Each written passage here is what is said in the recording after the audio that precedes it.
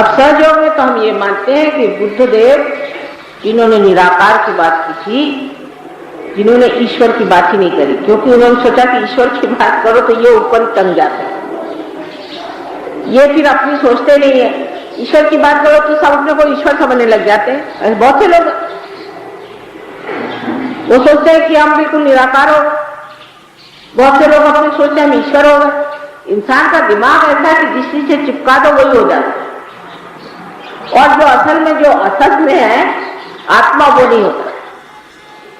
तो इस तरह से जब चलने इंसान का स्वभाव है इससे चिपक जाए उससे चिपक जाए, तो बुद्ध ने भी क्या कहा कि ईश्वर की बात ही नहीं करो तो अच्छा, नहीं तो ये ईश्वर को जेब में डाल देते हैं, और जब जरूरत है जेब से निकाला ईश्वर दे ये काम करना दे।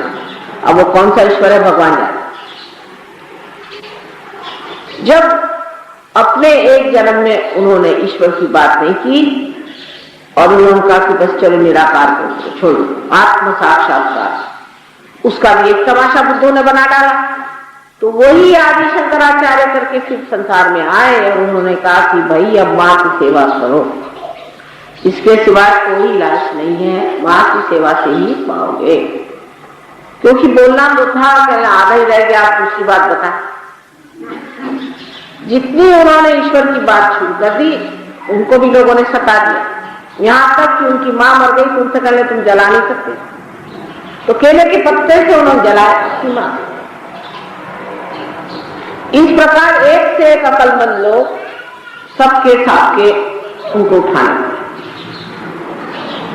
अब तो दुनिया बदली नजर आती है कि मेरे साथ ऐसी जाति कोई नहीं करता। एक तो जरूर बिगड़ते हैं, लेकिन इसकी जाति किसी ने नहीं की कि मुझे मारने के दौरान ऐसा हाल नहीं, क्योंकि यही उन सब महानुभावों का उपकार मैं मानती हूँ जिन्होंने आपको अदल बदल करा के समझा दिया कि ये नहीं ये नहीं, यन ने वचने निगमो, ये नहीं ये नहीं ये नहीं ये नहीं, तो फिर क्या। जब नहीं नहीं नहीं नहीं करने पे आ जाएंगे तब बराबर चीज को आप पकड़ लेंगे। इसीलिए उन्होंने आपको बताया कि पहले साकार फिर निराकार, निराकार से साकार, चलते जब आदमी थक जाएगा इससे लड़ते लड़ते तब वो रुक जाएगा और सोचेगा गंभीरता से फिर है क्या। तो निराकार आपसे मैंने बताया कि सारी ब्रह्म शक्ति जो चारों तरफ फैली हुई है, और साकार आप है, और आपके अंदर हर उत्थान के समय पर एक एक देवता बिठाया गया। जब आप कार्बन बन के संसार में आए तब श्री गणेश बिठाए गए। कार्बन की भी 4 वैलेंसी होती है, बीचों बीच बैठे रहते। कार्बन के बगैर प्राण संसार में नहीं, प्राणी नहीं बन सकते, इसलिए पहली चीज कार्बन बनाई गई और श्री गणेश पहले इन्होंने ये शुरुआत। इसलिए कहते हैं कि श्री गणेश भूमि तत्व से बने, और ये पहले भी आएंगे जो पवित्रता के लक्षण। कोई से भी धर्म ने ये नहीं कहा है कि तुम अपवित्र रहने से धार्मिक हो जाओगे। आजकल के गुरुओं की बात छोड़ दीजिए, इनसे तो भगवान बचाएगा, सब उल्टी बातें सिखाते। कोई से भी धर्म ने ऐसा नहीं बताया है कि गंदे कर्म करके आप परमात्मा को पाइए। लेकिन हम लोग जो है इस चीज को देखें कि सब धर्म में एक ही बात कही गई, और सब ने माना कि पवित्रता जीवन का सबसे बड़ा स्थिर भाव है, उसको पकड़ना चाहिए। तब फिर ये मानना पड़ता है कि श्री गणेश को परमात्मा ने सबसे पहले स्थापित किया। वो द्योतक है, ये उसका आप समझ सकते हैं, जिसे कि हमारे यहाँ कहा जाता है कि इंग्लिश में क्या कहते हैं, इंडिकेशन, उसका इंडिकेशन है, और उसके प्रतीक रूप, उसका प्रतीक गणेश जी जो है वो पवित्रता के प्रतीक हो, इनोसेंस, अबोधिता, भोला, जो शंकर जी का भोलापन है वो उन्होंने अपने बेटे में पूरा कर। और भोला जो आदमी होता है वो सबसे ज्यादा शक्तिशाली, सबसे शक्तिशाली भगवान जो है वो श्री गणेश माने जाते। माने सबसे ज्यादा शक्तिशाली इंसान वो होता है जो सबसे भोला। और आजकल तो लोग कोई मानते नहीं कि भोलापन कोई चीज भी हो। तो पहले चक्र पे उन्होंने गणेश जी को बिठाया। अब नानक साहब ने या कबीरदास ने, सबने ही ये माना है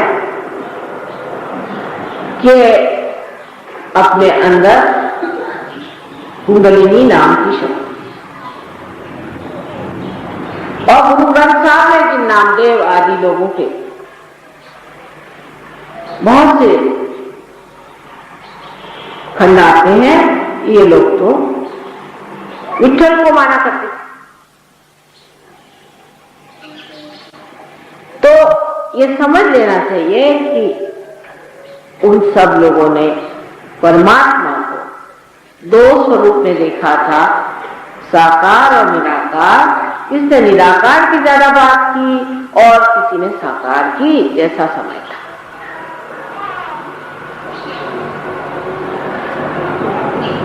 तो पहले चक्र पे श्री गणेश को बिठा दिया, जिससे मतलब अपना जो पहला चक्र है वो पवित्रता का चक्र है। अगर आप समझना चाहें निराकार से तो आप समझ लें पवित्रता, और अगर आप साकार से समझना चाहें तो श्री गणेश।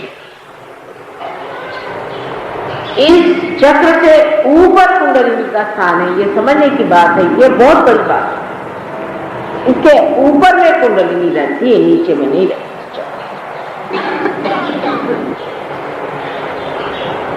क्योंकि पवित्रता श्री गणेश जो है, ये अपनी मां कुंडलिनी जो गौरी, जो कन्या स्वरूपिणी पवित्र है, उसको संभालते हैं, उनकी लज्जा, और नीचे बैठे हुए सबको देखते रहते हैं।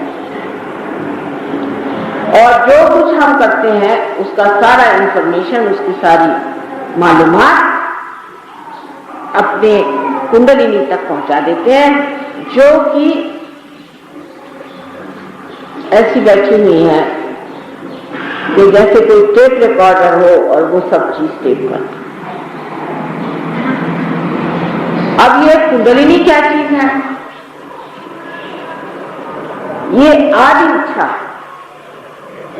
परमात्मा की आदि इच्छा,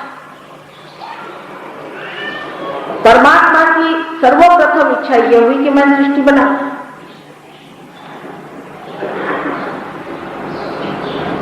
और ये सृष्टि मुझे जाने,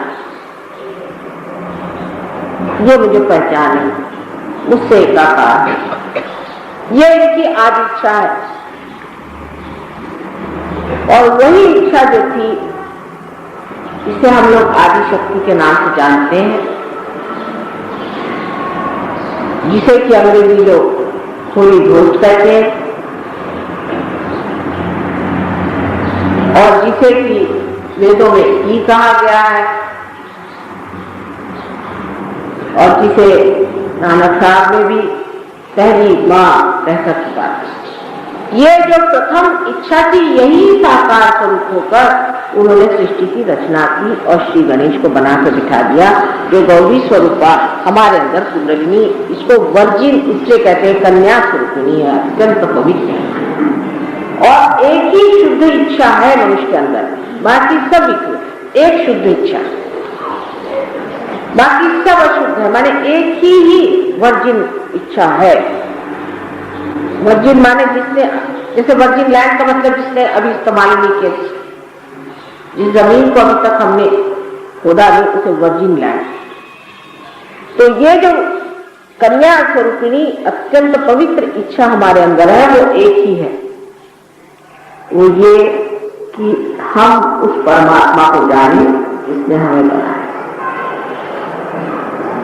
आत्मा साक्षात्कार होकर हम उस परमात्मा को जान दें, ये शुद्ध इच्छा हमारे अंदर कुंडलिनी स्वरूपिणी बैठी, क्योंकि वो अभी तक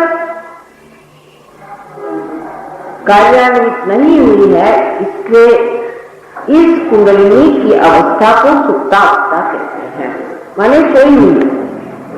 जिस वक्त ये कार्यान्वित हो जाएगी तब कह सकते हैं कि इसका उत्थान या इसका अंकुर खुल गया, जैसे कि बीज के अंदर का अंकुर।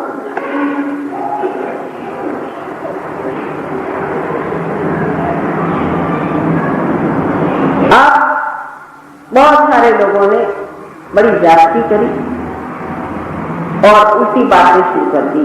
ये 6वीं शताब्दी के बाद ही हमारे देश में बहुत गंदे लोग पैदा हुए और जिनको हम तांत्रिकों के नाम से जानते हैं। एक माँ के हृदय के कारण हम पूरी तरह से किसी को बुरा नहीं कह रहे, थोड़ा सा हिस्सा छूट ही जाता है और इसलिए सोचते ये है कि जब वो शायद कि इस सबसे प्रथम चक्र जिससे कि हमारी सब उत्सव क्रियाएं होती है, कृष्ण होता है, उसकी ओर नजर कर रहे थे तो उन्होंने सिर्फ गणेश जी की सूंड देखी होगी और सोच लिया हो कि कुंडलिनी इस मूलाधार चक्र में है, पर कुंडलिनी तो मूलाधार में बैठी है, वो मूलाधार और ये मूलाधार चक्र, ये अंतर और यही चक्र बाहर है। बाकी सब चक्र जो है रीढ़ की हड्डी के अंदर या तो मस्तिष्क में इस हड्डियों के खोखले मस्तिष्क के अंदर, और यही चक्र एक बाहर है। और ये चक्र जो है ये हमारे अंदर, जिसे हम पेल्विक प्लेक्सस कहते हैं, उसको चलाना और इससे ये जान लेना चाहिए कि कुंडलिनी के वेदन में सिर्फ 6 चक्र आते हैं, 7 नहीं आते। ये बहुत जरूरी बात है। इसका मतलब यह है कि जो उत्सर्ग की क्रिया है, माने इसमें सेक्स आदि जितना भी आता है उत्सर्ग होता है, ये सब हमारे उत्थान में कारणीभूत नहीं होते, इनका कोई भी असर नहीं आता। किंतु धर्म का आता है, अधर्म से की हुई बातें जो भी हैं वो गलत है। धर्म से उत्सर्ग की हुई बातें गलत नहीं है और इसलिए ये चक्र जो है हमारी पवित्रता को देखता है। और गणेश जी जो है वो एक अनंत के बालक, क्योंकि इनोसेंट, इसलिए उसको इसका घिनौनापन या गंदगी और इसकी जो बुराइयां हैं वो छूती नहीं, अछूती है। तो साक्षात होगा हीरा किसी जगह उठेगी तो हीरा ही बना रहे, साक्षात होगा, उसको कोई छू नहीं सकता। और इसलिए वो वहां बैठे हुए पूर्णतया अपने अंदर बची हुई जो पवित्रता है उसे समा। मनुष्य सोचता है कि माँ आप ऐसा कहते हैं, पर दुनिया में इतने अपवित्र लोग, उनको कुछ नहीं होता, उनको कोई बीमारी नहीं होती, उनको कोई तकलीफ नहीं होती और बड़ी शैतानी करते रहते हैं और बड़े सुखी। ये बात नहीं, हर एक चक्र का अपना अपना दोष होता है। अब ये चक्र इतना महत्वपूर्ण है, जिस आदमी का ये चक्र खराब हो जाता है उसको दूसरे किसी भी चक्र के खराब हो जाने से मलाइटिस जैसी गंदी गंदी बीमारियां हो, बहुत सी कैंसर की बीमारियां भी इसी चक्र के खराब होने से, आंख की शिकायतें भी इससे हो सकती, बुद्धि की खराबियां इससे आ सकती और नाना प्रकार के विकार इस चक्र के खराब होने से होते हैं। इसलिए जो लोग कहते हैं कि आदमी की अपवित्रता से कोई फर्क नहीं पड़ता, वो दोनों का कनेक्शन ही नहीं बना, वो जोड़ ही नहीं पाते कि इस वजह से है। ये तो जब आप पार हो जाएंगे, जब आप संत जन हो जाएंगे, जब आप में चैतन्य लहरियां बहना शुरू हो जाएंगी, तब ये निराकार आपसे बोलेगा, आपके हाथों में बोलेगा कि देखो इस आदमी की क्या खराबी है और इसे क्या करना। और आपको आश्चर्य होगा कि जो चक्र नहीं दिखाएगा वही खराबी उस आदमी की है। मोहम्मद साहब ने कहा है कि जब उत्थान का समय आएगा, यानी ये आज का समय, उस समय आपके हाथ बोलेंगे। आपके हाथों से आप चक्रों को जानकर बता सकेंगे कि इस आदमी में कौन सा दोष है। ये यहाँ पर मूलाधार का स्थान है। परमात्मा की असीम कृपा से आप योग भूमि में बैठे हैं। बड़े बड़े संत यहाँ हो गए, इनके चरण इस भूमि को छू चुके हैं। ये बड़ी भारी योग भूमि है, इसका वर्णन जितना भी करें तो कम है। कल मैंने न जाने अपने को कितनी बार रोका कि इसका वर्णन मैं कैसे। सारे विश्व की कुंडलिनी यहाँ पर बैठी हुई है। महाराष्ट्र 3.5 फीट है, बहुत लोगों के 3.5 फीट है। अरे 3.5 फीट है मैंने क्या, सारे विश्व की कुंडलिनी के 3.5 फीट महाराष्ट्र में है। अष्टविनायक महाराष्ट्र में है। 8 तरफ से घेर दिया, पवित्रता के इंतजाम कर लिए हैं। अष्टविनायक और 3.5 फीट 28 देवी के स्थान बना, सब पृथ्वी ने इंतजाम यहाँ किए। ज्योतिर्लिंग सारा इंतजाम इस देश में जितना है कहीं भी नहीं हुआ। हालांकि इंग्लैंड में भी मैंने देखा कि जमीन के अंदर से ऐसे पत्थर आ गए जिनमें से वाइब्रेशंस आते हैं, स्टोनहेंज कहते हैं उसको, लेकिन इनको कुछ भी समझ में नहीं आता। इनके कोई ऐसे पीर हुए नहीं, कोई ऐसे महात्मा संत हुए नहीं जो कहें। मक्का में भी जो शिव है, मक्का में भी जो पत्थर है, उसका भी वर्णन अपने पुराणों में है। उसका नाम मक्केश्वर शिव। आप पंजा साहब को उन्होंने जो निकाला था वो भी वही, उस जगह में चैतन्य। अभी देखिए, अभी हम यहाँ बैठे हुए हैं, ये आपने जो इस पर चीज बिछाई, ये आप कितने भी सालों पड़ी रहे, किसी का संत को आप दिखाइए तो वो समझ जाएंगे कि इस पर कोई संत साधु बैठे। जो चीज छू जाती है उसी में चैतन्य बढ़ जाता है। आपको पिछली मर्तबा मैंने बताया था कि मैं कश्मीर गई थी, यहाँ नहीं कहीं और, तो हठात मुझे लगा यहाँ कोई बड़ी चैतन्य बैठी। तो हमने ड्राइवर से कहा भाई गाड़ी रोको, यहाँ पता करो कोई मंदिर शंदिर तो नहीं। उसने कहा माता जी यहाँ मंदिर शंदिर है, ये तो बिल्कुल आप जंगल में घूम रहे। तो मैंने पति से कहा कि हो सकता है 4-5 मील की दरमियान कोई ना कोई चीज होनी चाहिए। अच्छा, मैंने कहा मुझे से कहती उसी रास्ते पे उससे तो चलते गए। एक जगह पहुंचे तो कहने तो सारे मुसलमानों की बस्ती है, आपको क्या मिला? मैंने कहा यहाँ छोटू सही। तो उन्होंने बताया कि यहाँ हजरत इकबाल है। एक बार मोहम्मद साहब का रखा हुआ है और मैं 5 मिनट पर उसको दूर से पकड़ लिया। अब उनको आप कुछ भी करिए, भला बुरा करिए, आपका जो मन चाहे कह सकते हैं, वो भी अपने ही हैं, बिल्कुल अपने हैं, ये समझ लेना चाहिए। उनमें नानक साहब में कोई फर्क नहीं है, चाहे हिंदू मुसलमान लड़े, चाहे कुछ करें, गर्दन काटें, उससे फर्क नहीं पड़ने वाला। जो बात सही और सत्य मैं आपको बता रही, हम लोग आपस में बेकारी में लड़ रहे हैं, ये सब बेकार, लड़ने की कोई बात ही नहीं। आज हजारों मुसलमान सहयोग में आ रहे हैं क्योंकि उनके आगे खूनी खड़ा हो गया, भगवान क्यों कहते अब नहीं चाहिए मुसलमान ऐसा, क्योंकि भगवान ने कृपा कर।